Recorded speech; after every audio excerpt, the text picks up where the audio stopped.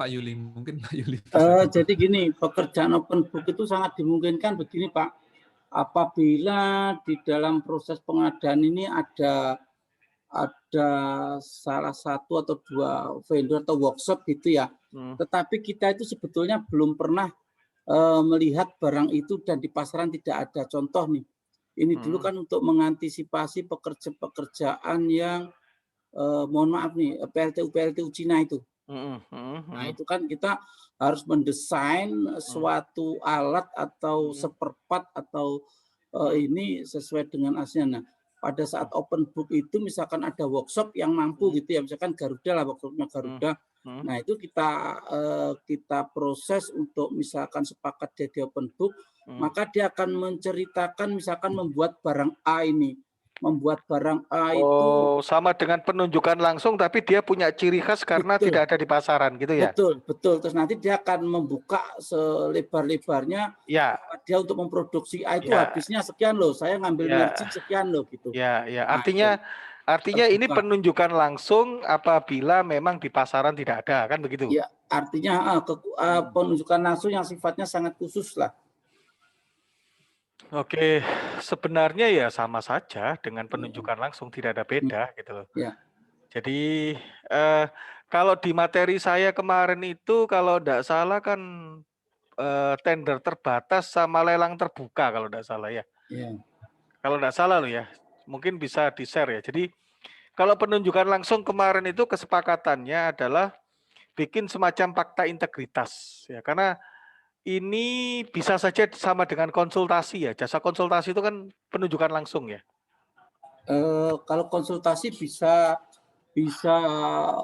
penunjukan langsung, bisa seleksi terbuka maupun seleksi terbatas Pak kalau jasa konsultasi. Oke.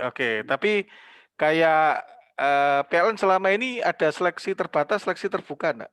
Ada. Jadi tergantung ini Pak, tergantung jasa konsultan yang mau dikerjakan gitu ya. Jadi kalau memang sifatnya umum itu biasanya kita menggunakan seleksi terbuka gitu ya. Oke. Tapi kalau penunjukan langsung yang open book itu jarang ada 2 tahap kan Pak ya? Jarang. Kita kalau penunjukan langsung itu biasanya pasti 1 tahap Pak. Satu tahap ya? Ya kita akan mengarah satu ini kan, sudah pasti mengarah ke satu vendor ya? Iya, betul. Satu vendor ya? Iya. Oke. Ya saya pikir kalau pengadaan barang ya, penunjukan langsung itu bisa saja dia menyelesaikan CSMS-nya di belakang.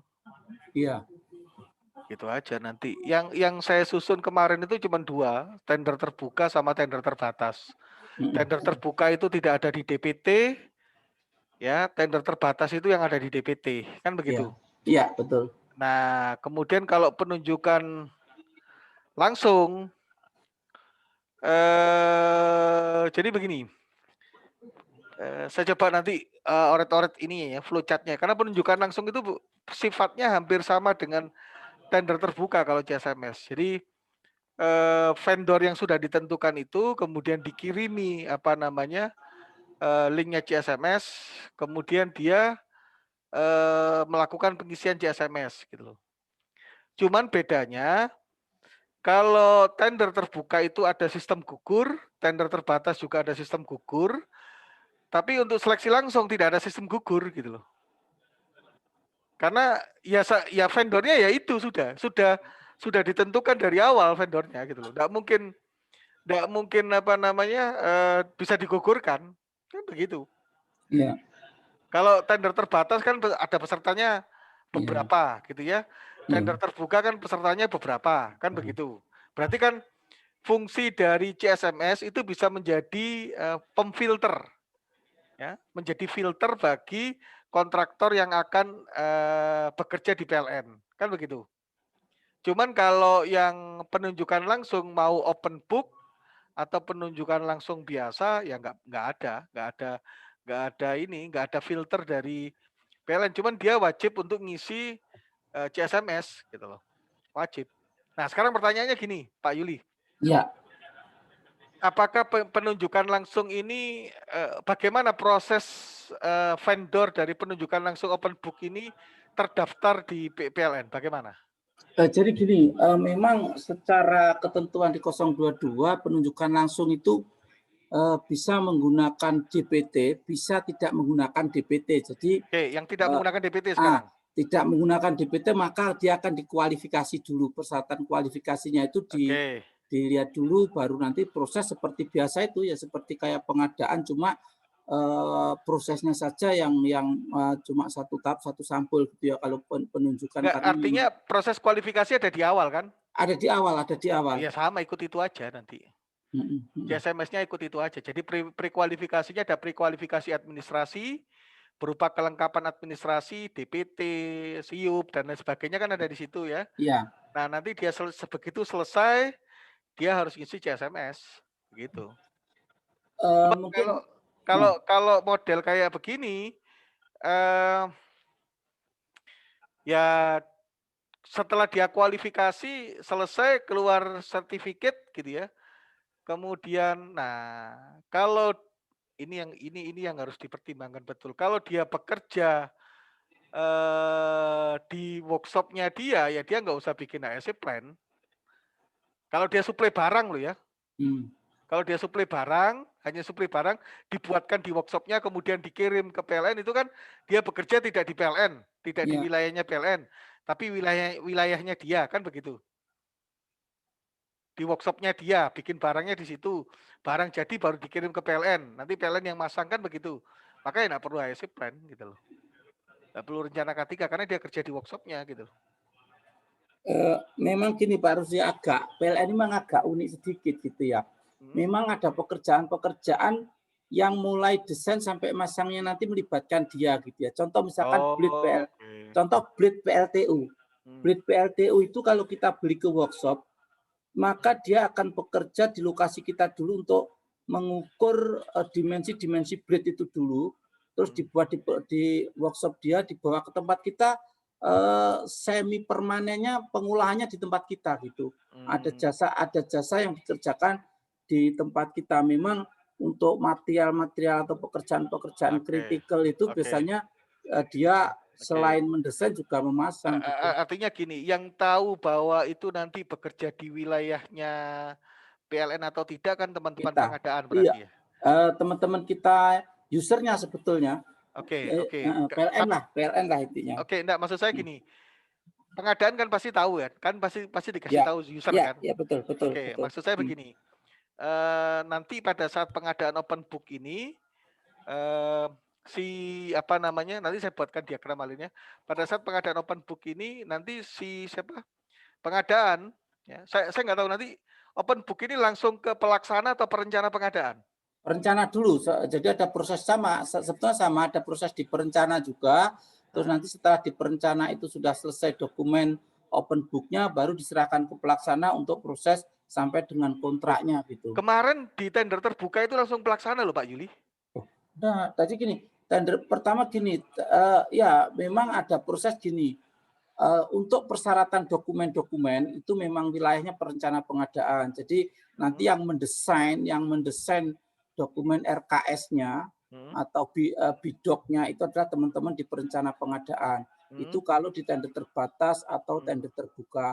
Kalau di open book nanti sampai dengan penandatanganan dokumen kesepakatan open book itu ada di perencana, begitu pelaksanaan mulai sampai dia jadi kontrak ya, sampai kontrak itu ada di pelaksana. Memang ada dua proses yang dilaksanakan oleh dua pejabat ini, Pak.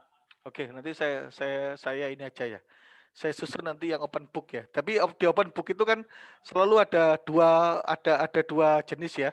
Dikerjakan di tempatnya atau dikerjakan di PLN kan begitu? Iya, bisa seperti itu. Ada potensi seperti itu. Oke, Mas Ulil, clear. Saya pikir tidak ada masalah ini. Karena mereka tetap melalui proses kualifikasi, jadi nanti teman-teman perencana pengadaan pada saat selesai prekualifikasi administrasi ya nanti akan ngasih linknya prekualifikasi untuk CSMS gitu loh. Cuman kalau dia mengerjakan di tempatnya dia sendiri, hanya kirim barangnya saja, tidak perlu instalasi, ya tidak perlu CSMS. Tapi kalau nanti dia melakukan instalasi, termasuk kontraknya diinstalasi, ya dia berarti harus bikin CSMS, harus bikin ASC plan. Ya, jadi kalau dia tidak ada instalasi apapun, hanya buat barang, kemudian kirim, PLN yang pasang, maka tidak perlu IC plan. Tapi kalau dia kirim, kemudian dia pasang, dia testing, dia perlu IC plan. Itu Mas Ulil. Siap, oke, baik Pak Rusli. Jadi kalau disimpulkan untuk checklistnya flowchart-nya itu berdasarkan metode pengadaan akan ada jadi berapa Pak Rusli? Jadi 3 ya atau 3 sebenarnya ya? 3 saja gitu loh. Ada enggak gini. Sebenarnya sama ya, dengan tender terbatas itu sama sebenarnya. Ada proses prekualifikasi dulu. Kan kalau tender terbuka kan tidak ada prekualifikasi kan. Hanya diundang, ngambil, sebenarnya mirip sih itu sebenarnya ya. 3 itu mirip sih sebenarnya. Sebetulnya tinggal meletakkan ini saja Pak. Sebetulnya semua proses itu dilalui, cuma tempatnya saja yang berbeda gitu aja. Maaf Pak Yuli, kalau tender terbatas itu bisa kapan saja daftar kan begitu. DPT dibuka. Iya, untuk DPT-nya yes. Ya, begitu DPT dibuka, kapan saja bisa daftar. Artinya kapan saja bisa bikin CSMS kan begitu. Ya. Kalau tender terbuka, saya harus ngambil dokumen dulu, baru kemudian CSMS kan begitu. Iya, betul ya. Nah, kalau penunjukan langsung kan juga sama. Artinya begini, kalau sudah ada calon biddernya, tinggal biddernya ini calon bidder. Ya, calon bidder ya. Calon bidder ini ketahuan siapa si A, si B, si C misalkan, cek di daftar DPT, cek di daftar DPT, kalau nggak ada kan diberitahu, Mas atau Pak ini diselesaikan dulu administrasinya. Kalau Bapak selesai administrasi, nanti silakan masuk ke linknya HSE untuk Bapak mengerjakan CSMS kan sama. Iya. Sebenarnya sama dengan tender terbatas itu. Sama dengan tender terbatas gitu. Beda dengan tender terbuka. Kalau tender terbuka itu orang harus ngambil dulu dokumen. Kalau ini sudah tahu gitu loh. Kalau penunjukan langsung open book ini pengadaan sudah tahu siapa yang bakal jadi pemenangnya itu sudah tahu. Iya, sudah tahu. Nah, tinggal nanti dicek. Ya, tinggal dicek nanti masuk di DPT atau tidak kan begitu, Pak. Ya, betul. Kalau di DPT berarti ya tidak perlu CSMS kan begitu. Ya. Kalau belum di DPT, silakan daftar dulu di DPT untuk kemudian masuk ke linknya CSMS kan begitu. Iya. Itu kira-kira. Oke. Jadi kalau disimpulkan ada 3 ya Pak Rusli. Tender terbatas, tender terbuka, sama penunjukan langsung itu sama dengan pengadaan langsung ya? Sama. Pengadaan langsung, penunjukan langsung. Sama. Semuanya ada 3 ya Pak Rusli? Saya nangkapnya gimana? 3 ya? Iya. Pak Rusli tanya Pak Rusli. Monggo Mas Faru. Jadi pada intinya itu di dokumen RKS itu sama semua ya? Maksudnya langsung dia mencantumkan sertifikat CSMS gitu ya? Ya. Ya, itu maksudnya mengenai proses apakah di sebelumnya dengan pakai DPT atau di proses tender terbuka ya. Nanti paralel dengan proses pengadaan nanti dia prakualifikasi CSMS tersendiri juga, tapi ujung-ujungnya waktu dia ngasih dokumen penawaran harus sudah berupa sertifikat CSMS gitu ya. Betul. Itu kuncinya, Ya, oke, Pak. Ya. Cuman yang saya revisi kemarin kalau tidak salah di jasa konsultasi itu, misalkan jasa konsultasi hukum ya, atau jasa konsultasi keuangan, akunting publik misalkan ya, akuntan publik. Itu kan mereka tidak akan punya CSMS gitu loh. Ya kan? Nah, khusus untuk seperti itu, walaupun penunjukan langsung, nanti dibuatkan fakta integritas dibuatkan fakta integritas K3. Gitu. Mungkin jasa konsultan mungkin yang banyak pakai itu mungkin jasa konsultan pengawas konstruksi ya, mungkin karena mereka kan ada keterlibatan di lapangan ya. Kalau yang jasa konsultan lainnya kan memang khusus untuk jasa konsultan pengawasan pekerja di lapangan harus CSMS, Pak. Ya, makanya mungkin yang pakai CSMS mungkin yang konsultan di lapangan. Betul. Ya, betul. Tapi kalau konsultan misalkan hukum atau konsultan publik gitu ya, akuntan publik gitu ya, keuangan ya nggak perlu. Iya. Termasuk mungkin kita kan ada lembaga penelitian itu juga kan masuk. Sama. Misalkan kemarin siapa yang nanya ya, kalau ada kerjasama dengan misalkan tinggi contoh, negeri. perguruan tinggi negeri sama ini Pak, instansi pemerintah. Ya. Nah, misalkan kayak mengadakan pengukuran begitu ya, itu nggak perlu. Hanya fakta integritas saja. Oke. Nanti saya atur di SPLN, Pak.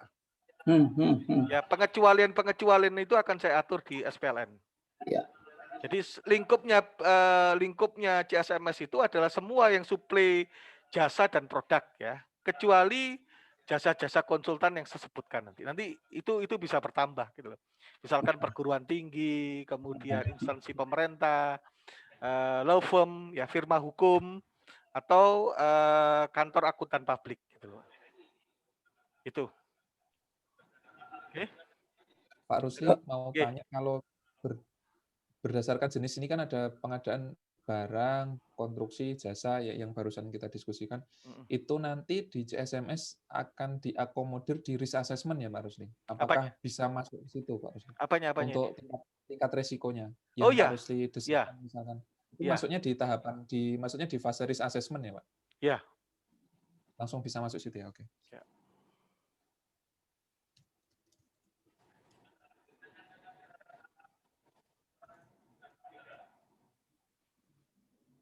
Ini kayaknya yang pertama tadi nilai ininya nggak berubah ya, masih ya, apa namanya, value for money-nya nggak berubah ya. Harusnya berubah. Kebdir yang baru itu berubah loh. Ada 7 kebdir yang baru itu. Kebdir yang lama memang ada 6. Kalau nggak salah loh ya. Coba bukan terus kebdir. Terus setelah ini kayaknya. Sasaran apa? Sasaran ini. Ya. Value for money-nya itu ada 7 kalau nggak salah. Di kebdir yang baru. Ini ya, kan masih 6. Kak, ini sasaran ini Pak, sasaran pengadaannya. Sasaran pengadaannya kita cuma ada 6 ini dari sisi ini di perdir ya? Iya, betul. Nah, di perdir saya tambah 1 memang. Tambah 1 nilai celaka. Betul. Nah, ini di perdirnya ini. Oke. Di perdir yang kemarin saya tulis warna biru itu saya tambah 1. Ya, yang usulannya Pak Rosli itu ya Pak? Ya. Sasarannya ini tambah 1 lagi. Tambah 1 nil celaka. Nil celaka.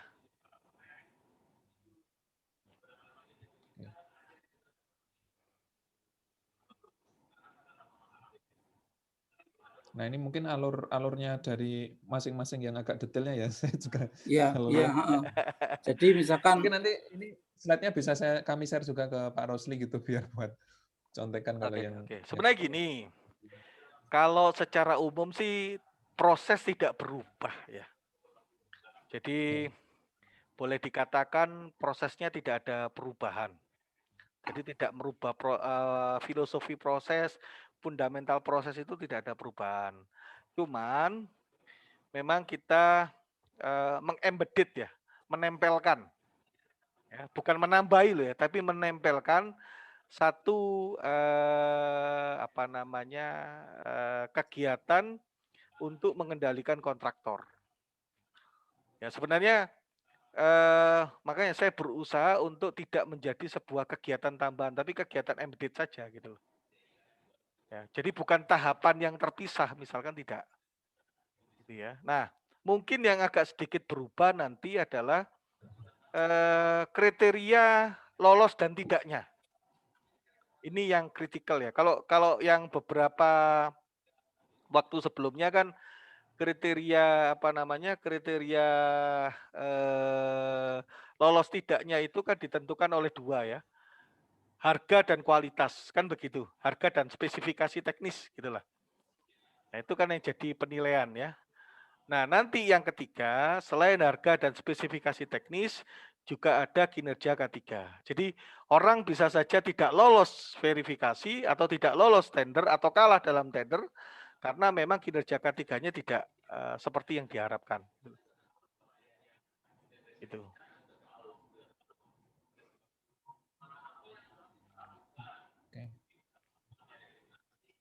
Pak Yuli, kalau tadi ada isu apa terkait timing waktunya tadi gimana Pak? Gini.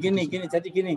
Tadi kan Pak Fahrul kemarin kan saya nggak ikut diskusi yang kemarin ya. Tadi Pak Fahrul menyampaikan bahwa kalau yang tender terbatas itu tidak terlalu jadi masalah karena memang proses DPT itu terpisah dengan proses pengadaannya. Tapi kalau tender terbuka proses evaluasi itu jadi satu proses pengadaan tendernya. Sehingga alokasi waktu kalau itu diperlukan CSMS, maka perkiraannya Pak Farul tadi kalau nggak salah 1 sampai 1,5 bulan ya. 1,5 sampai 2 bulan, Pak.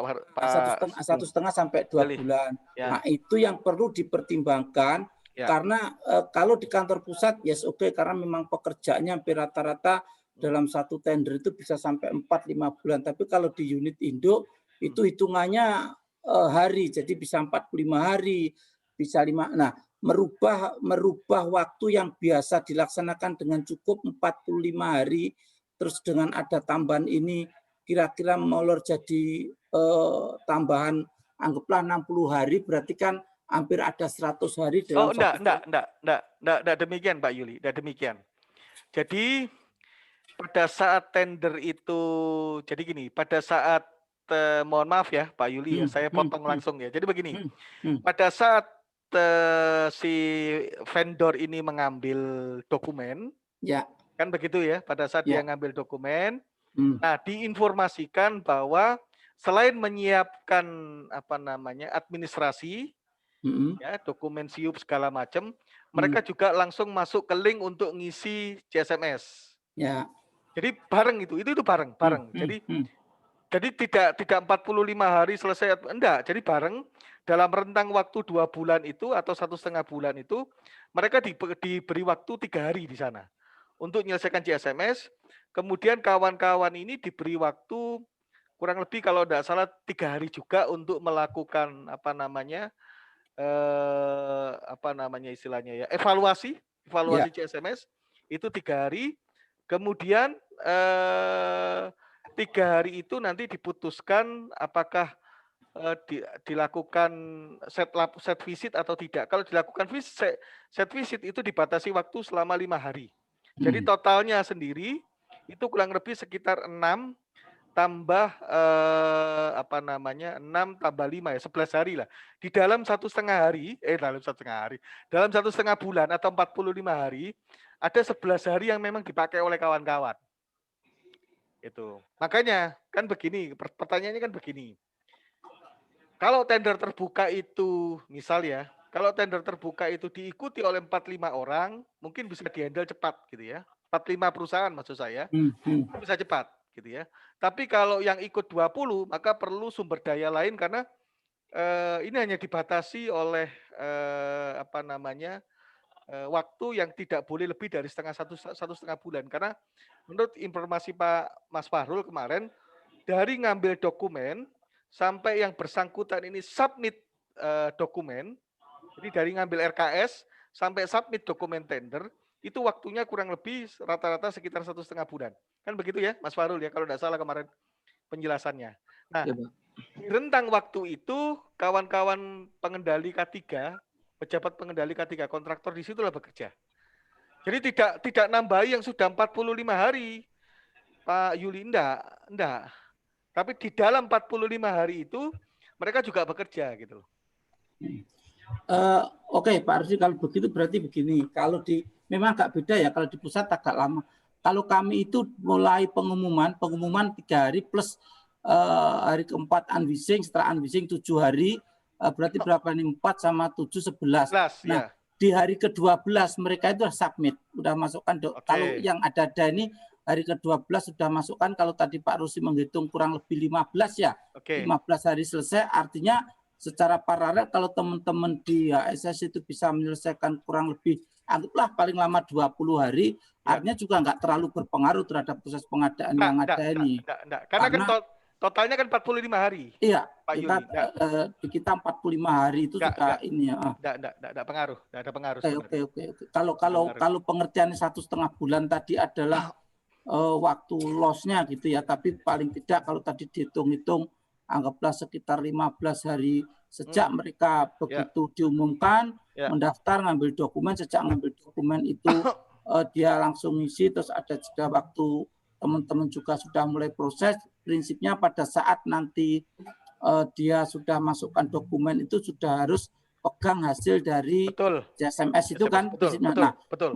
Mungkin nanti yang perlu dikoordinasikan artinya pada saat kita tender terbuka, maka teman-teman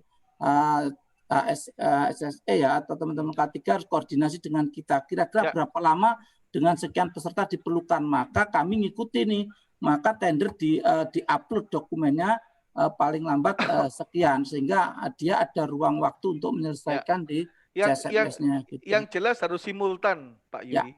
Jadi tidak bisa sekuensial ya, tidak bisa berurutan ya, tapi simultan. Jadi kalau misalkan ada 20, berarti ada 20 asesor yang turun ke lapangan bersamaan gitu loh.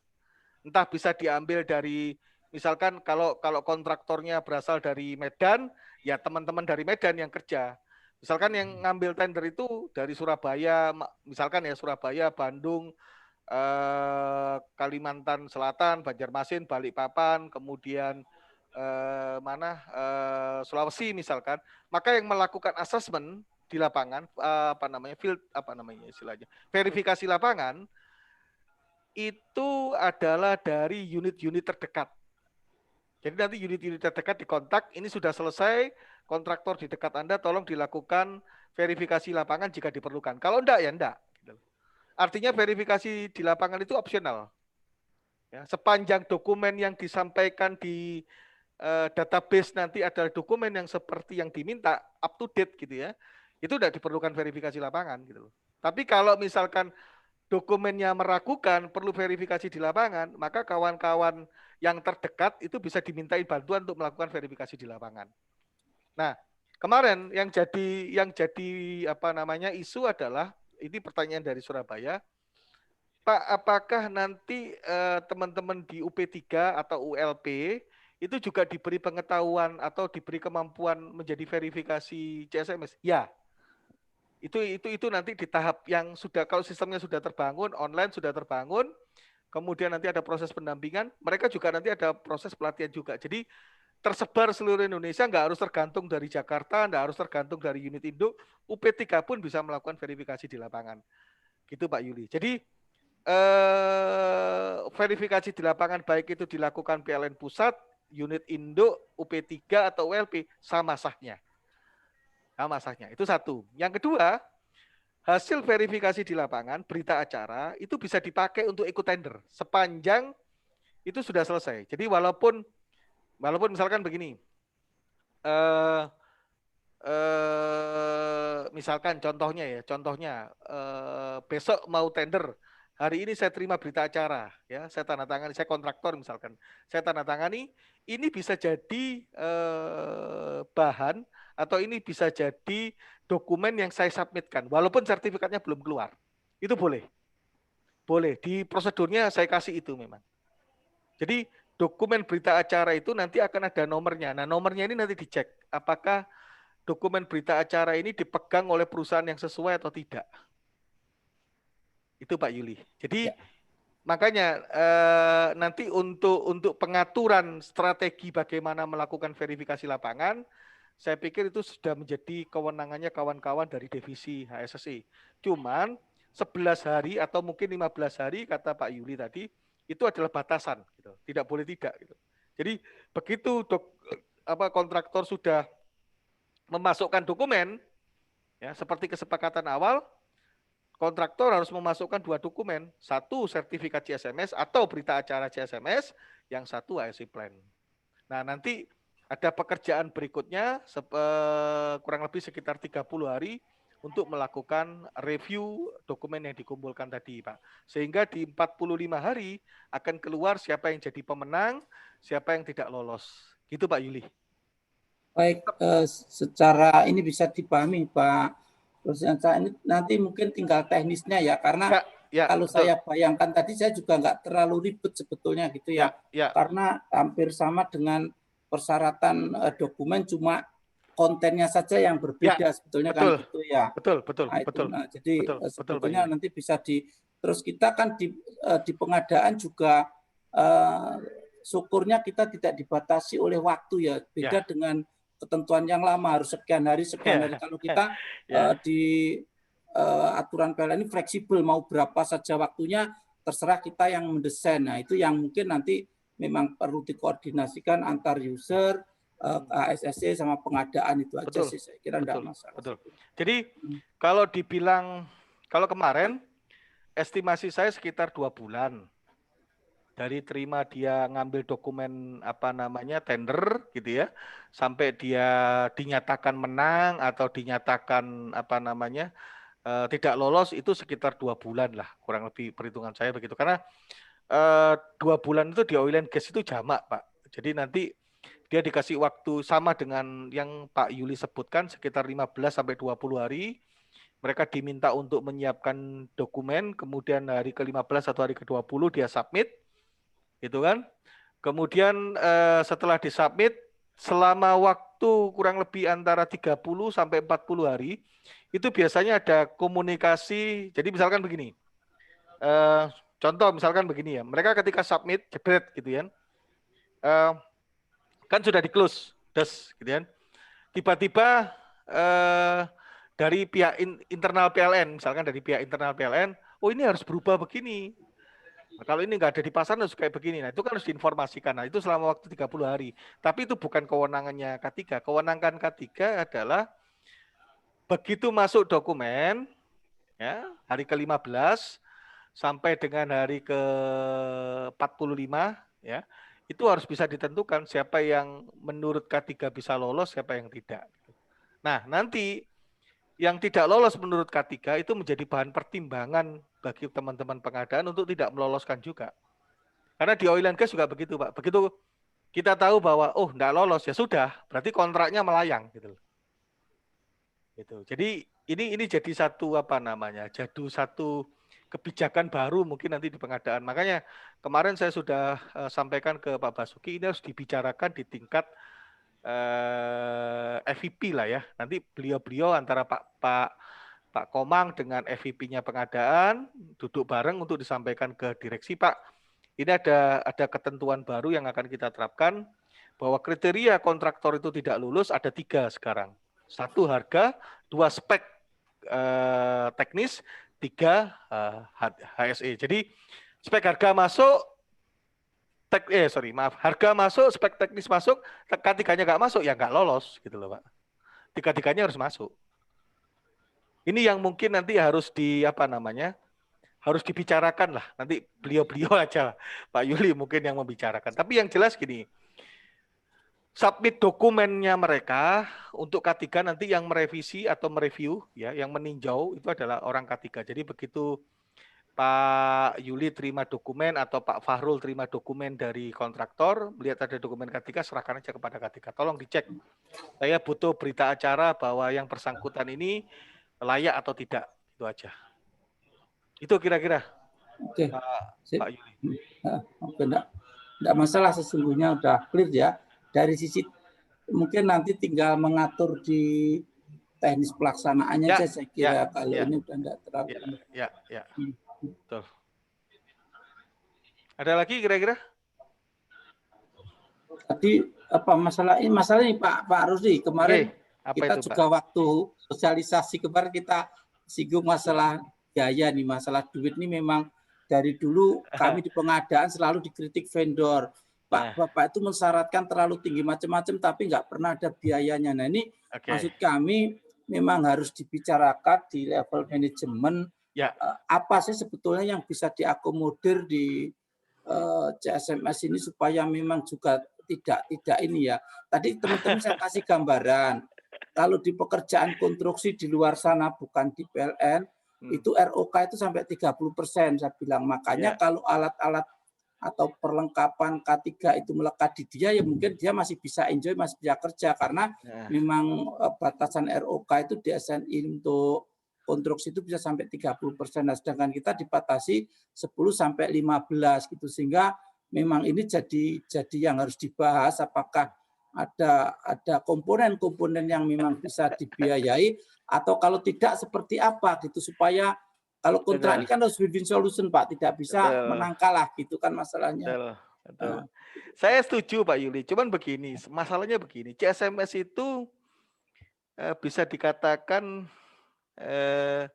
tidak berkorelasi secara erat ya dengan biayanya kontraktor itu ya.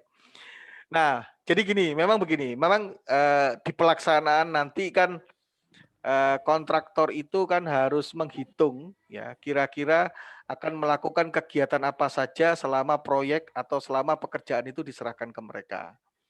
Nah, teman-teman K3 ini sebenarnya sudah kalau dulu ya, ini saya cerita di tempat saya dulu ya Pak Yuli ya. Saya itu tahu pekerjaan apa saja ya, karena saya punya apa namanya? Saya diminta untuk buat semacam daftar pekerjaan, kemudian kira-kira rentang biaya K3-nya itu dari apa namanya? HPP ya, harga pokok apa namanya? Penawaran gitu ya. Dari HPP harga pokok penawaran itu berapa persen? Kan nanti HPP kemudian ada lagi overhead cost gitu ya. Ditambah overhead cost, ditambah biaya K3, itulah harga penawaran HP gitu ya, harga penawaran. Nah, harga pokok penawarannya ini kan yang tahu yang punya pekerjaan. Misalkan kalau sipil ya orang sipil, kalau mekanikal ya orang mekanikal, kan begitu. Orang transmisi ya orang transmisi yang tahu HPP-nya. Nah, K3 itu biasanya saya punya hitungannya. Misalkan contoh, ini saya ambil contoh aja Pak Yuli ya. Sementing begitu ya. Sementing dengan WPS. Sementing itu lebih kompleks pekerjaannya ketimbang WPS ya. Wire Production System ya. Jadi logging itu lebih kompleks sementing lah. Nah, di sementing itu saya punya kisaran antara 10 sampai 15%. 15 sampai 20%. Karena bisa jadi APD itu umurnya makin pendek karena berhadapan dengan bahan kimia, karena berhadapan dengan alat-alat pekerjaan sehingga umurnya makin pendek sehingga cost-nya itu kurang lebih sekitar 20% dari HPP, harga pokok penawaran ya. Harga pokok perhitungan lah. Kalau di PLN namanya harga pokok perhitungan lah gitu ya. Kira-kira 20%. Nanti tambah overhead cost, tambah yang lain-lainnya menjadi harga pokok harga penawaran gitu kan. Budget proyek lah gitu. Nah, untuk WPS itu saya punya ring antara 10 sampai 15 gitu. Jadi ketika nanti kontraktor itu memberikan penawaran begitu kan, oleh pihak yang mengevaluasi penawaran itu dikurangi dulu dengan HPP. Biayanya dia dikurangi dulu dengan HPP. Ketemunya berapa? Ya, ketemunya katakanlah X gitu kan. Nah, X ini ada beberapa komponen di dalamnya. Nanti ada komponen overhead, ada komponen emergency, misalkan ada komponen K3. Nah, komponen K3 ini dilihat nanti berapa persen dari total keseluruhan.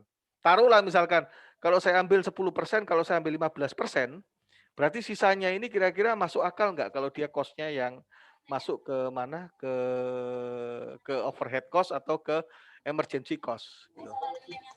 Nah, makanya terus terang skup saya tidak sampai ke sana, Pak Yuli. Jadi skup pekerjaan saya tidak sampai mengevaluasi biaya yang harus disediakan kontraktor untuk K3-nya mereka. Itu tidak sampai ke sana. Cuman ya saya nggak tahu ya Mas Ulil nanti ya. Kalau nanti pas betul-betul ada proses nanti ada pendampingan, nanti saya akan buka. Masing-masing. Jadi gini, transmisi itu harus membuka ya. HPP pekerjaannya mereka itu berapa? Kemudian jenis pekerjaannya itu apa? Nanti teman-teman K3 akan membuatkan hitungan gitu. Oh, kalau pekerjaannya misalkan perawatan transmisi, cost-nya K3 itu 10%. Nah, pada saat nanti penawaran misalkan, kan selesai, kalau di oil and gas Pak Yuli ya, selesai kita submit dokumen itu dipanggilin satu-satu Pak Yuli. Ya, saya begitu ya, saya orang K3, saya manggil calon vendor itu, saya panggil orang K3-nya. Ini biayamu berapa kira-kira biaya K3? Oh, kira-kira segini Pak, kami sudah kemarin menghitung segini. Oke, nanti saya catat semua biayanya itu, saya catat semua. Kemudian saya infokan. Ya, saya infokan kepada bagian, kebetulan yang biasanya ngurusin harga ini adalah finance. Finance nanti yang hitung. Oh, betul, ini biaya K3-nya sekian. Oh, ini betul biaya K3-nya sekian. Nah, biaya itu nanti kita tagih pada saat pelaksanaan pekerjaan. Jadi kalau dia menang, gitu ya, begitu dia menang, melaksanakan pekerjaan itu kita tagih. Itu kita tagih. Kita tahu kok apa namanya misalkan contoh APD gitu ya. Beli yang standar dengan beli di pasar loak itu kita tahu, Pak. Kita tahu. Kita tidak bisa dibohongin gitu loh. Nah, itu nanti ke depannya mungkin seperti itu, Pak Yuli. Jadi menjawab pertanyaannya Pak Yuli mengenai berapa biaya yang semestinya harus dialokasikan oleh kontraktor, saya tidak bisa jawab, Pak. Karena itu di luar kewenangan saya, tapi nanti kalau nanti di-extend kontrak saya dengan Pak Basuki atau Pak Komang atau mungkin Mas Ulil, saya akan bantu kawan-kawan K3 PLN untuk menginventarisir biaya-biaya K3. Gitu kira-kira Pak Yuli.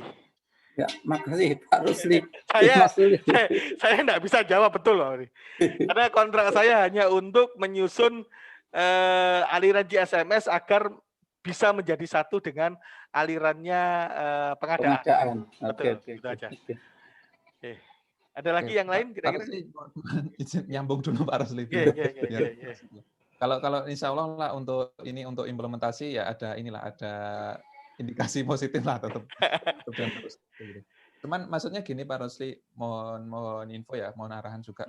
Apakah terkait safety cost ini perlu kita tuangkan juga ke redaksinya gitu ya, ke dalam SPLN yang mau kita buat? Oh enggak. Maksudnya enggak perlu. Paling enggak secara karena tapi gini, Pak Rusli, kalau besarannya tidak perlu. Maaf, saya potong Mas Ulil. Besarannya tidak perlu, tapi kewajiban menyediakan safety cost di project kita sebut nanti. Oke. Ya, jadi kalau besarannya tidak perlu. Parameternya ya Pak Rusli ya. Ya, mungkin enggak maksudnya perlu. jumlah pegawai terus APD itu. Enggak Mas. Jadi gini, di SPLN nanti disebutkan bahwa biaya project itu salah satunya biaya K3 di dalam project masuk dalam harga penawaran. Itu yang nanti kami sebutkan di SPLN. Jadi tidak ada kontraktor yang menghindar. Pak, kami perlu adendum, Pak. Kenapa adendum? Biaya K3-nya enggak kami masukkan. Enggak ada cerita itu sudah. Karena biasanya kontraktor itu pinter gitu loh. Untuk meningkatkan keuntungan Pak adendum ya Pak ya. Karena Bapak minta begini. Ya, sementara di cost-nya kami begini Pak, strukturnya kayak begini. Ya sudah di adendum saja. Ini kan kelakuannya kontraktor kan seperti itu ya. Betul nggak Pak Ari ya kira-kira ya? Ya Pak Yuli. Betul ya? Iya. Jadi mereka mencari celah gitu loh. Celah yang bisa dimanfaatkan adalah K3. Pak, ternyata kami kemarin diaudit oleh orang-orang K3 itu enggak boleh pakai safety belt kayak begini, Pak. Harus pakai safety belt yang kayak begini. Safety belt kayak begini tuh harganya sekian. Ini kayak segini sekian, Pak. Kami harus adendum ini, Pak. Padahal ya enggak ada gitu loh. Dari awal memang mereka enggak niat gitu loh. Dan dia mau memasukkan biaya K3 itu sebagai profit gitu. Ini harus kita curigai, Pak. Di oil and gas itu ketahuan. Ngambil K3, biaya K3 sebagai profit itu ketahuan. Wah, itu kalau ketahuan kenanya repot itu, Pak. Ya, bisa di blacklist itu selama 2 tahun itu. Itu Mas Ulil.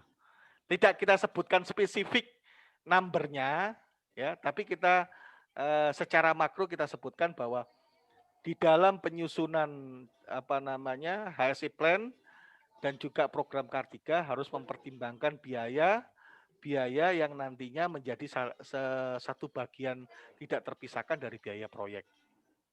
Gitu. Hanya disebutkan begitu saja, Mas Ulil. Oke. Gitu. Pak Rusli, mohon gambaran lagi Pak Rusli, kalau sebenarnya yang disebut dengan safety cost itu ya, itu ruang lingkupnya apa saja sih Pak Rusli? Maksudnya apakah itu cuma sebatas APD tok gitu? Oh, enggak. Safety cost itu. Enggak, termasuk training. Termasuk sertifikasi. Ya, training, sertifikasi, kemudian reward kalau ada. Ya, kalau ada reward itu biasanya masuk ke safety cost. Bisa beredar nih kalau SP 101 50 jaga ini. Iya. Oke. Siap. Ada lagi kira-kira? Silakan. Teman-teman yang lain ada yang mau tanya? Pak Rusli. Oke, monggo.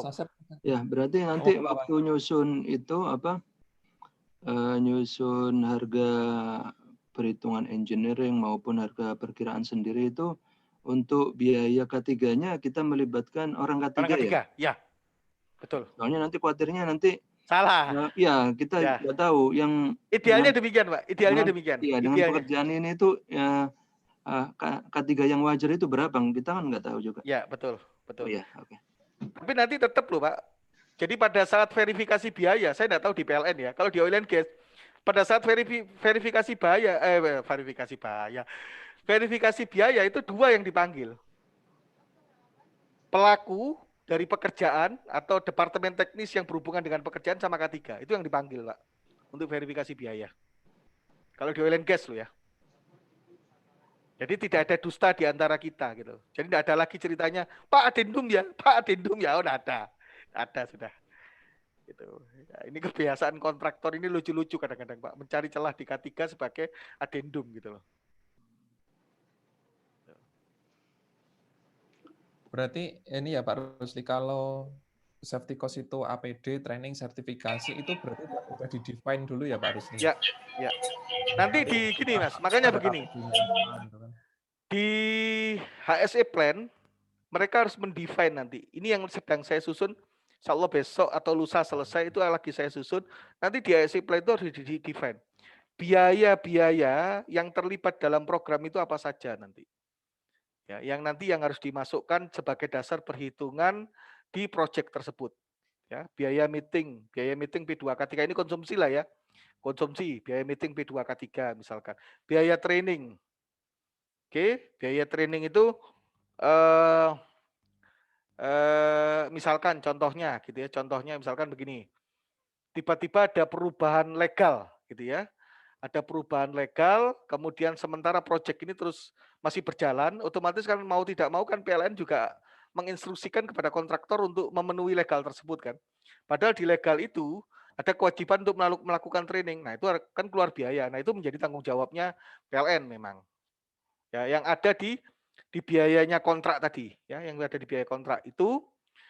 Kemudian biaya apa namanya? Audit. Ya, audit ini kecil biayanya. Ya, bisa jadi misalkan begini, apa namanya, dia harus ngundang misalkan ya, dia harus ngundang, contoh gampangnya begini, tiba-tiba ada apa namanya ya, dinas datang, gitu ya, dinas datang ngecek kepada instalasi punyanya PLN yang sedang dikerjakan kontraktor, maka biaya ini ya misalkan biaya sertifikasinya itu masuk di dalam biaya K3 kontraktor yang harus ditagihkan ke PLN, gitu ya. Misalkan contoh gampangnya gini, di pembangkit itu kan punya boiler ya, punya bejana tekan. Nah, ketika melakukan gampangnya boiler ya, ketika melakukan perbaikan boiler, otomatis kan setelah selesai perbaikan kan ada proses sertifikasi. Nah, itu biaya K3. Proses sertifikasinya kan biaya K3. Itu masuk ke dalam termasuk apa namanya? Servis dinasnya yang datang ya, makan dan lain sebagainya itu harus dihitung betul supaya tidak ada masalah di kemudian hari. Jadi yang pertama adalah biaya konsumsi itu jelas ya, kedua biaya training, biaya inspeksi atau biaya audit ya. Kemudian kalau mereka ada limbah ya masuk biaya limbah. Ya, misalkan contoh dia harus bekerja sama dengan apa namanya? Contohnya paling gampang kaleng cat lah ya, kaleng cat begitu ya. Itu kan harus dibuang dengan menggunakan manifest ya. Nah, manifest itu kan ada biayanya. Ya. Jumlahnya ya tergantung dari berat. Untuk membuat manifest ini kan mereka juga dikenai biaya gitu loh. Nah, itu beberapa biaya yang bisa dimasukkan. Tapi detailnya nanti saya tuliskan di ini Mas Ulil. Di apa namanya? Pedoman HSE plan. Ya. Sekarang sudah masuk di ini pedomannya. Sudah saya susun sementara ini masih kriteria ada 3 kriteria. Dari 8 kriteria ada 3 kriteria yang sudah saya masukkan. Ya. Di persyaratan umum sudah saya jelaskan ada beberapa biaya-biaya yang nanti harus mereka cantumkan. Dan itu menjadi biayanya kontraktor. Ya, di project maksudnya. Oke, ada lagi? Kira-kira? Pak Farul, Mas Asep Silakan. mungkin. Mas Asep nggak monitor nih. Biasanya kalau monitor Monitor. monitor. Saya kira orang monitor. Kayak Pak Rusli habis Zoom sama kita SBS ya kayaknya ini ya. Apa Pak? Habis Zoom sama Wika SBS ya. Wika. Oh ya kemarin. Wah kemarin itu ya. ya, wah itu IT ASE-nya dikerjain itu sama IT-nya Pak. Iya. Aduh, sekasian ya teman-teman K3-nya itu. Wah. Kemarin saya bilang ke Mas Ruli juga kemarin. Itu saya bilang udah ini loh, udah leading Wika SBS, udah bikin aplikasi, ternyata belum gitu kan saya bilang. Ya, Itu terus nyosot IT-nya ya, bermasalah. ya gimana ya? Yes. Saya sih nggak enak kalau ngomong di sini ya, tapi kalau ngomong offline saya cerita semua. Termasuk server itu. Termasuk server itu kan sebenarnya orang K3 itu yang beli, Pak. Cuman sampai sekarang nggak bisa online. Iya, betul. Nah, itu kan sampai sekarang nggak bisa online kan aneh gitu. Sudah 2 bulan itu. Iya. Saya kemarin cuma ya karena Pak Haryana, saya ya sudahlah saya bilang begini. Kasihan Pak Haryana itu dikerjain betul itu sama IT. Oke. Iya. Pak, kalau saya ini terkait sama biaya ya. Saya rada mengganjalnya begini. Kalau biaya itu memang fairness ya, ada fairness, saya setuju ya bahwa selama ini biaya safety itu tidak pernah muncul. Mungkin muncul, tapi pada apa ya? Pada statement PLN itu begini. Biaya safety di mana nih? Di pekerjaan apa di mana ini? Di kontraktor di pekerjaan, apa? Pak. Oke, di kontrak ya, di kontraktor. Oke. Nah, selama ini kan PLN konsepnya itu adalah all in cost gitu. Jadi all risk gitu. All risk cost di kontraknya. Jadi safety apa gitu yang masuk ke dalam biaya BOQ atau apakah yang sudah ditawarkan oleh kontraktor begitu. Nah, hanya ada apa ya? Mungkin adalah begini juga Pak Rosli, bahwa kalau misalkan kita tetapkan, mohon maaf, karena saking tricky-nya kontraktor, kadang-kadang akhirnya jadi keuntungan buat dia gitu. Logika kami kan harusnya terbagi habis ya. Terbagi habis menjadi program, terbagi habis menjadi ujung-ujungnya terbagi habis menjadi zero accident gitu ya. Kurang lebih begitulah cara detailnya. Makanya muncul biaya safety gitu. Nah, saya khawatirnya itu dengan biaya safety yang saya nggak tahu berapa nilainya atau berapa persennya, dengan lumayan itu malah menjadi keuntungan buat mereka gitu loh, Pak Rosli. Menjadi celah keuntungan buat mereka gitu, sehingga akhirnya ya udah tetap implementasinya masih gitu-gitu aja gitu, tapi PLN membayar safety cost mereka gitu. Nah, kira-kira kayak gitu gimana kontrolnya Pak Rosli? Gini, Mas Asep. Makanya tadi kan saya tanya ke Mas Sulil. Nanti karena skup, jadi gini saja. Itu akan kelihatan ketika melakukan kegiatan inspeksi di lapangan. Jadi gini, kan begitu mereka nanti bikin HSE plan, oke, di dalam HSE plan itu kan nanti harus disebutkan APD-nya itu standarnya apa. Ini misalkan saya contohnya APD ya. APD itu standarnya apa? Ya, APD, helm standarnya apa? Kemudian sepatu standarnya apa? Gitu kan? Nah, kalau seandainya helm dan sepatu itu standarnya standar high quality, misalkan contoh MSA gitu ya. Helmnya MSA, sepatunya misalkan Red Wing misalkan. Berarti kalau cost-nya tinggi betul. Tapi kalau cost-nya rendah, nah ini nanti di lapangannya itu bisa dicek kembali. Jadi kalau kita pada saat tender, Mas Asep, itu kita tidak bisa tahu. Cost itu kan prediktif ya, bisa mengecil, bisa juga membesar ya di awal ya. Sebelum ada kegiatan kita tidak tahu actual cost-nya berapa.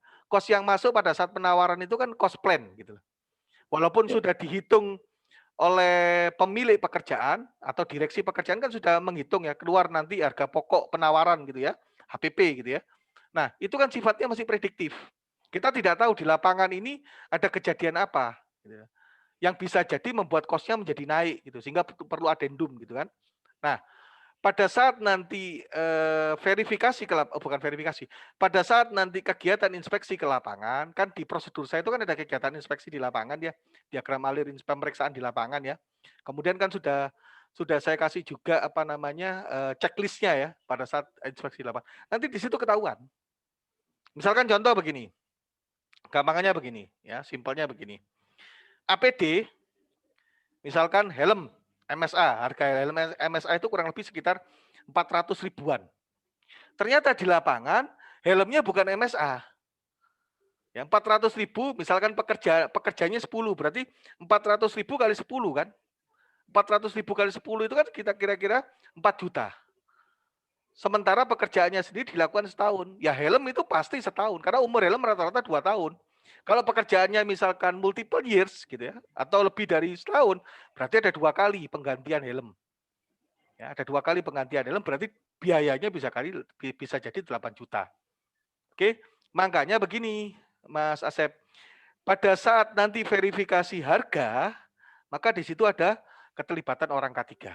Tapi verifikasi harga di K3 itu tidak menentukan lolos dan tidaknya loh, tidak loh. Tidak. Yang menentukan lolos dan tidaknya kontraktor itu tetap cuma 2, sertifikat sama HSE plan. Ya, cuman nanti kita akan tahu, oh ini kontraktor memang betul-betul menjadikan safety prioritas. Oke. Karena biayanya sudah kita lihat ada margin yang luar biasa. Nah, pada saat nanti pelaksanaan dilihat itu. Karena jangan sampai biaya K3 ini menjadi apa namanya? Profit dia. Profit dia itu dalam arti begini. Dia beli sembarangan gitu ya, dia beli sekenanya lah ya. Dia beli tidak sesuai standar, akhirnya apa? Ada kecelakaan.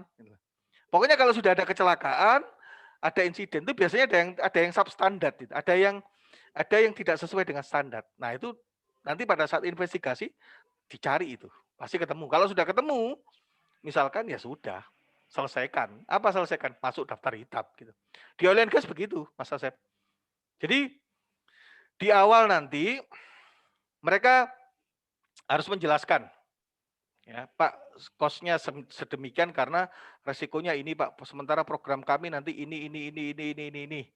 Nah ini saya estimasikan habisnya sekian Pak. Gitu. Ya diestimasikan di awal. Tapi itu tidak menjadi prasyarat dia lolos atau tidak. Gitu. Ya. Tidak menjadi prasyarat dia lolos atau tidak. Yeah. Yang menjadi prasyarat dia lolos atau tidak hanya HSE plan sama sertifikat atau berita acara CSMS, berita acara setelah dia melakukan prekualifikasi CSMS. Itu saja. Cuman nanti pada akhir dari kegiatan itu menjadi bahan evaluasi. Jadi di kemudian hari misalkan si orang ini dapat kontrak lagi ya, berarti kalau dulu kira-kira ada kelihatan sisa sekian persen, maka pada saat nanti verifikasi harga atau pada saat negosiasi harga, ya minta diturunin di harganya K3. Pak, ini harganya diturunin, Pak. Saya sudah ngecek di sana, harganya nggak sekian ini, Pak. Gitu. Boleh, kan di oil gas itu hal yang lumrah. Gitu. Ya, Pak Rosli, dengan kita men-state adanya biaya safety di situ ya, nah ini mungkin nanti juga ada kaitan sama Mas Fahrul, mungkin kalau bisa bantu jawab ya. Ketika kita sudah state biaya safety di dalam kontrak atau dalam lampiran lah, dalam kontrak ya. Nah, apakah itu berarti ketika ada kecelakaan, ada cost yang diakibatkan dari kecelakaan yang dia lakukan, itu akan otomatis menjadi, maksud saya begini, tanpa ada statement di dalam kontrak. Bukan tanggung jawab PLN. Ya, maksud saya ketika tidak ada statement di kontraknya nih Pak, bahwa seluruh biaya terkait, misalnya tidak ada statement itu ya di kontraknya ya, di pasal kontraknya gitu. Nah, apakah dengan adanya melampirkan itu otomatis itu menjadi memindahkan risiko ke kontraktor gitu? Betul. Makanya nanti ada biaya walaupun insurance. Tidak ada statement. Ya, makanya nanti harus diminta biaya insurance. Jadi kalau ada biaya insurance, tanggung jawab PLN nggak ada. Ya, jadi kalau sudah ada biaya insurance, tanggung jawab PLN nggak ada. Semua ditanggung oleh, makanya nanti begini, pada saat dia mengumpulkan HSE plan, Itu harus ada. Contoh asuransi karyawan itu harus ada. Jadi tidak boleh enggak gitu. Harus ada. Mau itu BPJS, mau itu asuransi swasta dan lain sebagainya harus itu. Itu satu. Yang kedua, persoalan limbah misalkan, persoalan apa namanya lingkungan hidup. Maka yang bersangkutan juga harus punya kontrak kerjasama dengan pelaku, dengan pemasok, bukan dengan pemasok ya, dengan pengumpul ya, pengumpul limbah-limbah B3 misalkan. Jadi kalau ada apa-apa, PLN enggak akan bisa dituntut karena apa? Biayanya sudah dikonsider di sana gitu loh. Jadi kontrak itu begitu ditandatangani all in sudah. Ya, all in. Enggak ada lagi, Pak kita adendum Pak, ternyata ada limbah pencemaran ini Pak, saya minta nambah, enggak bisa. Enggak bisa. Makanya nanti pada saat ngambil dokumen atau RKS dan lain sebagainya, saat ketemu dengan kontraktor itu harus disampaikan. Jadi kalau di oil and gas pada saat ngambil dokumen tender gitu ya, dokumen RKS ya, ataupun pada saat awazing gitu ya, itu disampaikan cost all in. Nah, jadi nggak ada lagi cerita, misalkan tiba-tiba dia membuang kaleng cat gitu ya, ketemu dengan masyarakat, dilaporkan ke DLH, dibawa ke pengadilan, didenda 15M. Lupa ini kan ada peran PLN, kita kan bekerja untuk PLN, udah ada lagi. Ada semua cost sudah all in. Makanya harus ada insuransi lingkungan hidup juga. Mereka harus punya asuransi lingkungan hidup, Mas Asep. Jadi kalau ada apa-apa terkait lingkungan hidup, ya itu tanggung jawabnya di situ. Oh ya, satu lagi Pak, semisal impact-nya itu, jadi misalkan terjadi mereka bekerja, kemudian ada impact ngelas gitu ya, misalkan ternyata ngelasnya itu dekat dengan, misalkan di PLTU ya, dekat dengan PLTU yang atau di dalam PLTU yang PLTU-nya low rankol misalkan, atau berbahan bakar kalau rendah gitu Pak. Jadi kan mudah sekali flammable ya. PLTG lah, PLTG. Ya, misalnya PLTG, terus kemudian tiba-tiba atas entah bagaimana begitu, kurang lebih aktivitas dia itu menyebabkan kebakaran yang pada akhirnya asetnya PLN dan segala rentetan impact biaya cost production yang akhirnya produktivitas yang akhirnya turun juga akhirnya terdampak begitu. Nah, ketika seperti itu, artinya asetnya itu terkena, aset PLN terkena gitu. Apakah itu juga bisa kita klaim ke mereka? Hanya dengan biaya safety yang mungkin cuma segitu. Oh, enggak. Jadi gini. Menurut Pak Rosli gimana? Gini. Makanya begini, kalau mereka bekerja di lingkungan hazardous, kemudian jadi gini, cost safety-nya mereka itu kalau terjadi apa-apa di mereka. Ya, kalau terjadi apa-apa di mereka, bukan terjadi apa-apa di PLN loh ya, tapi terjadi apa-apa di mereka. Nah, apabila pekerjaan itu ternyata berdampak kepada PLN, ya tergantung dari manajemen PLN mau dituntut enggak gitu loh. Tergantung dari manajemen PLN mau dituntut enggak. Tapi biasanya ya yang saya tahu di oil and gas itu win-win solution lah, win-win solution ya. Ya sudah, kamu ganti berapa persen, saya ganti berapa persen, itu biasanya win-win solutionnya begitu. Ya, tapi kalau dia yang mengerjakan kemudian berdampak di masyarakat, itu bisa juga PLN itu kena. Satu contoh begini.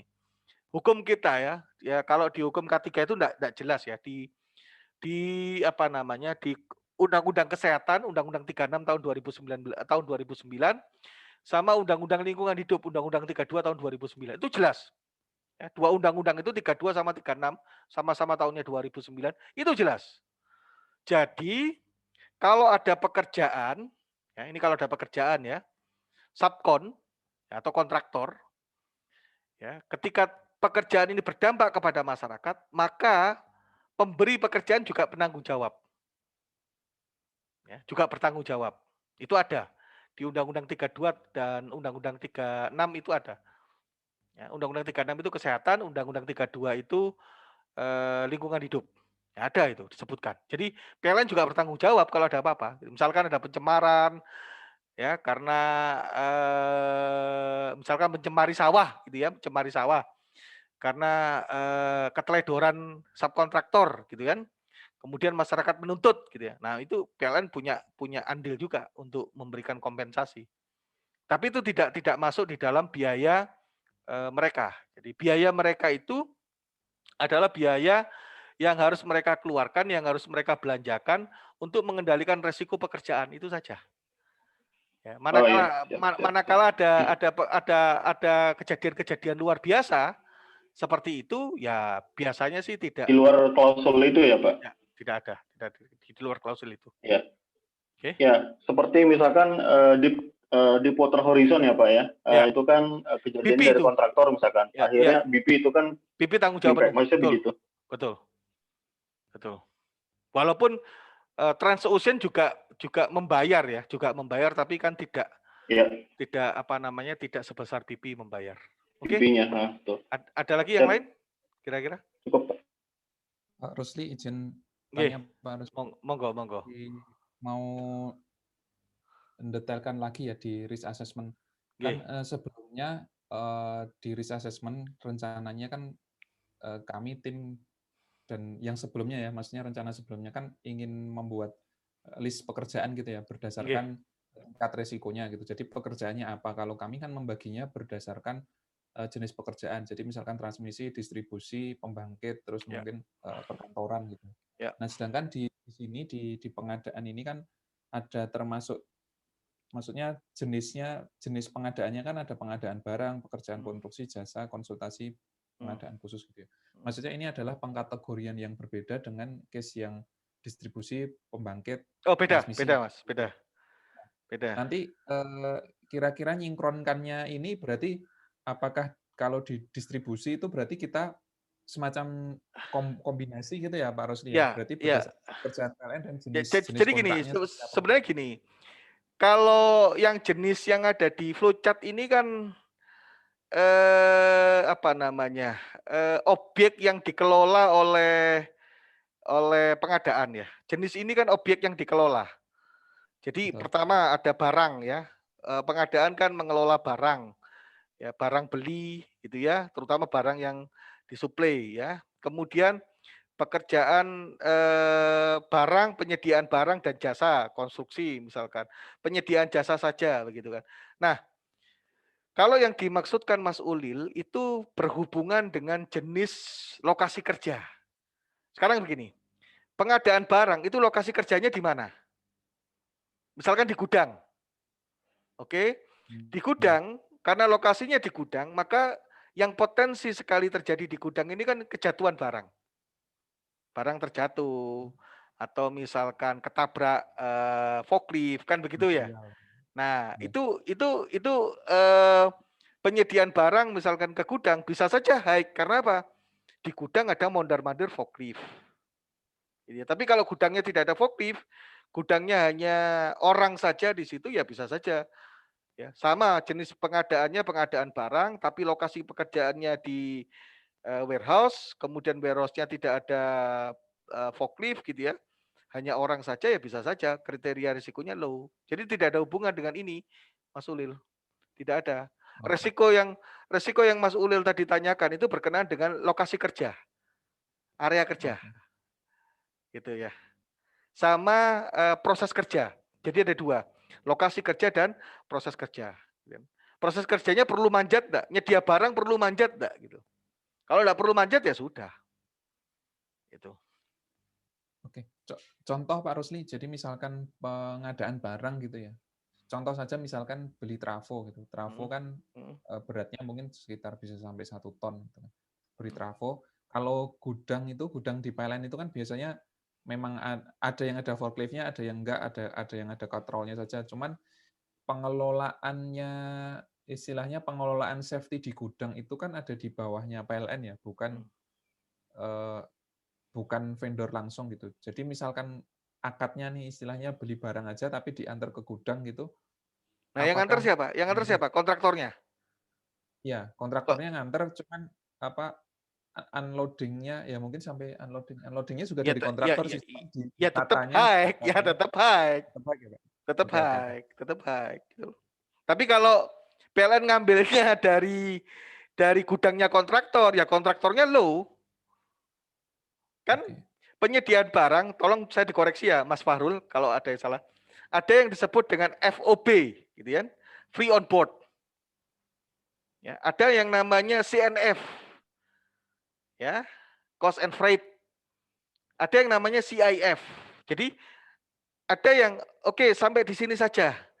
Oke, saya antar COD misalkan kayak COD gitu ya, cash on delivery itu kan berarti saya harus ngantar barang yang dipesan itu sampai dengan lokasi gudang yang dituju kan.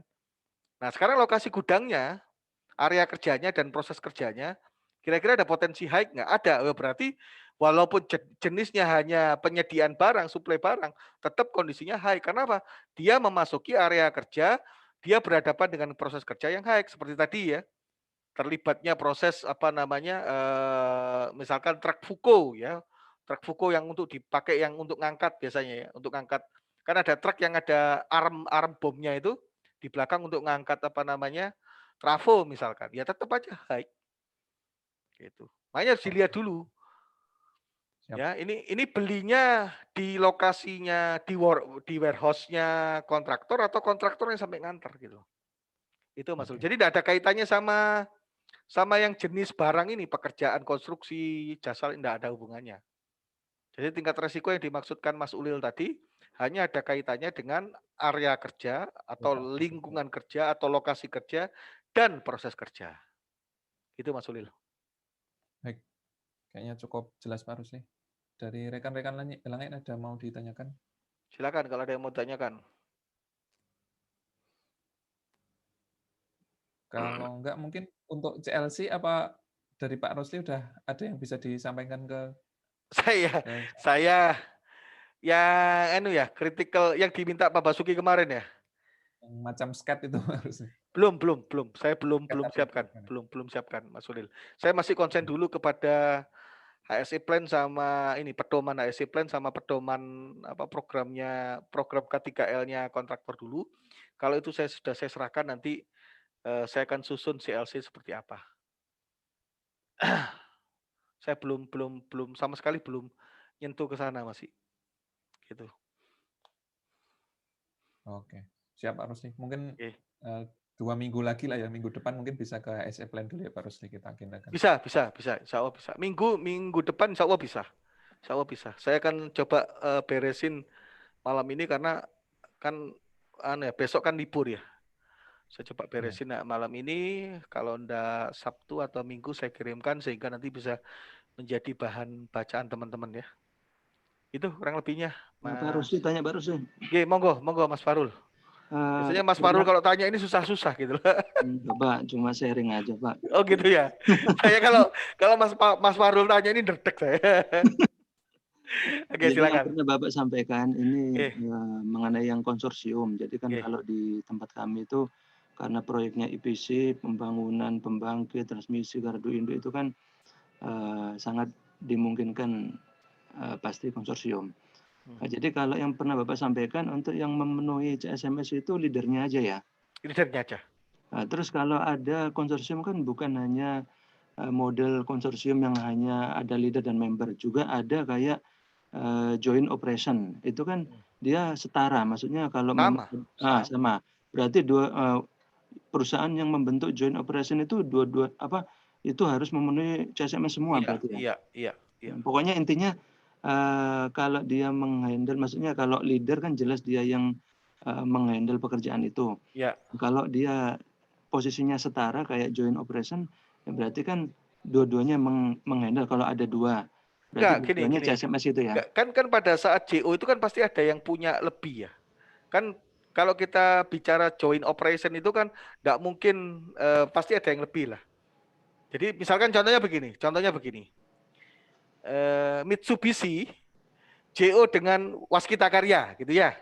Untuk proyek pembangunan PLTU mana begitu ya. Katakanlah PLTU X gitu ya. Nah, Mitsubishi ini kan punya representatif di Indonesia. Waskita itu kan perusahaan yang beroperasi di Indonesia. Nggak mungkin dong Mitsubishi nggak punya representatif di Indonesia, kan nggak mungkin. Kalau JO kan harus punya representatif di Indonesia. Nah, mereka bergabung. Nah, sekarang di internal mereka siapa yang ditunjuk sebagai penanggung jawab safety? Itu dulu. Itu dulu. Karena penanggung jawab safety, ya Mas Farul, bukan berarti yang dia punya share terbanyak, enggak. Kemarin, kenapa saya katakan share terbanyak? Karena umumnya di oil and gas, kalau ada apa namanya, kalau ada KSO ya, namanya KSO. Kalau ada KSO, ya, maka yang porsinya paling besar dia yang bertanggung jawab K3. Gitu ya. Dia yang bertanggung jawab K3. Nah, kalau porsinya sama-sama kuat, 50-50, ya kita nanti tanya, ini K3-nya ini dipegang siapa? Dipegang Mitsubishi atau dipegang Waskita Karya?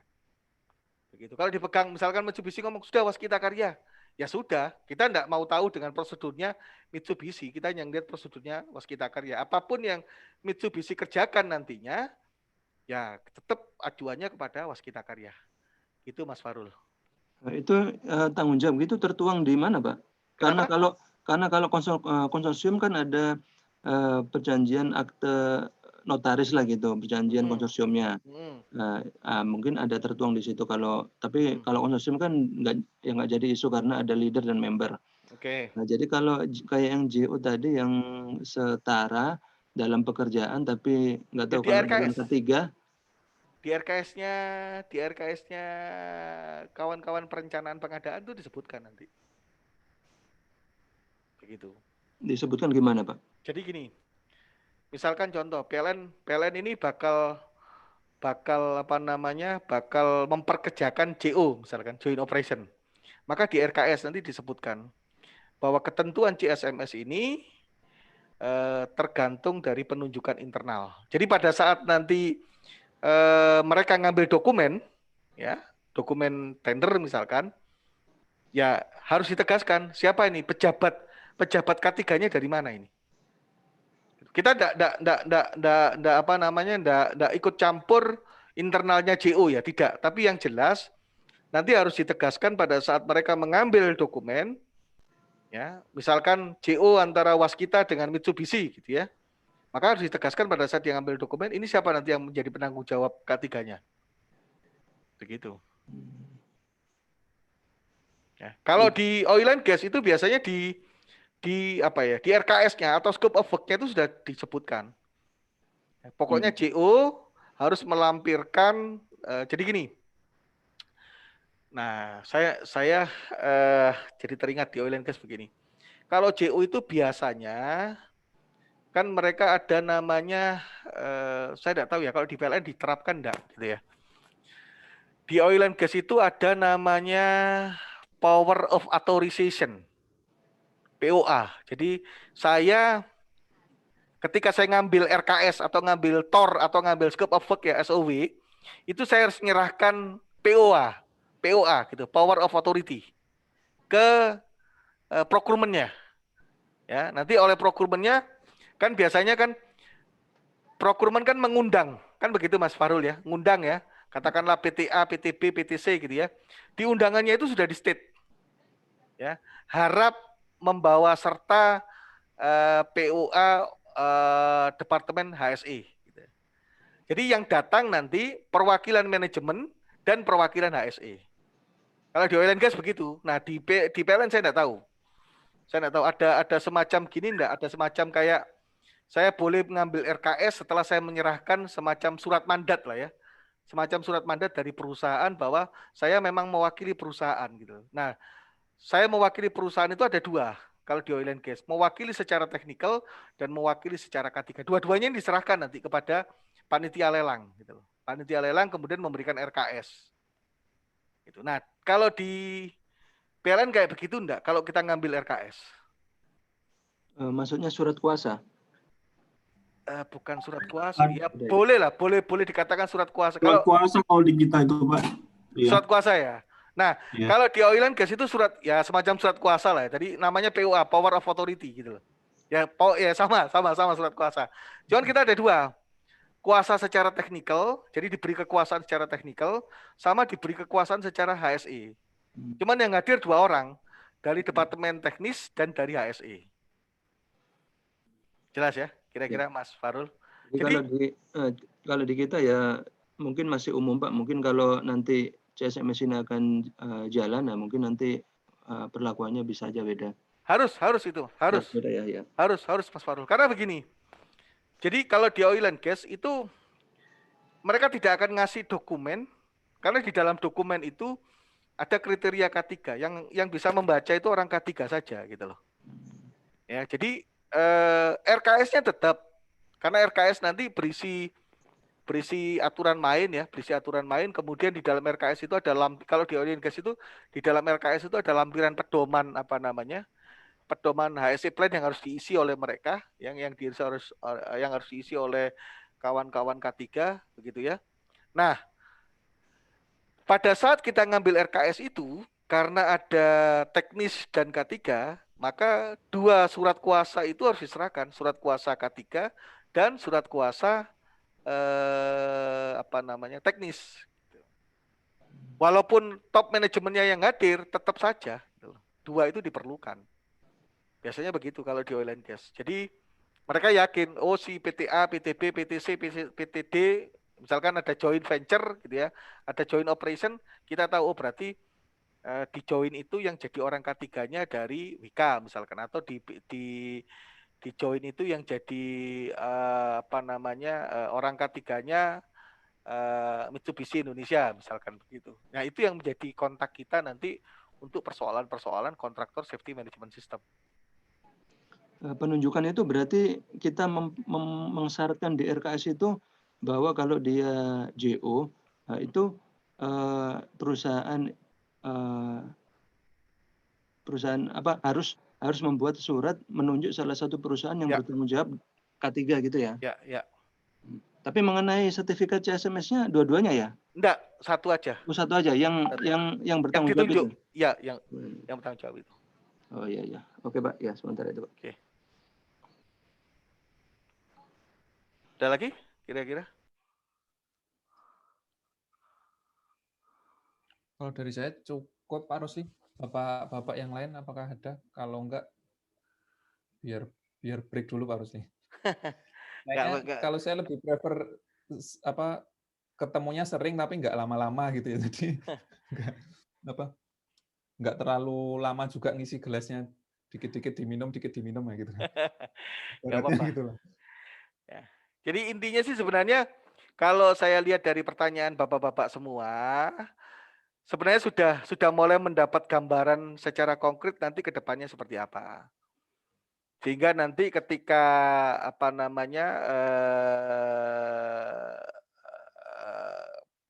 pedomannya itu keluar, gitu kan, di dalam pedoman itu nanti ada urean, kemudian ada flowchart, ada checklist segala macam, ya sudah tidak kaget gitu loh. Karena sudah dapat gambaran dari pertemuan-pertemuan ini gitu loh. Oke, makanya saya berharap minggu depan bisa saya speed up gitu ya, selesai. Kemudian nanti saya bisa nginjak ke fase berikutnya. Begitu. Saya pikir tidak ada tidak ada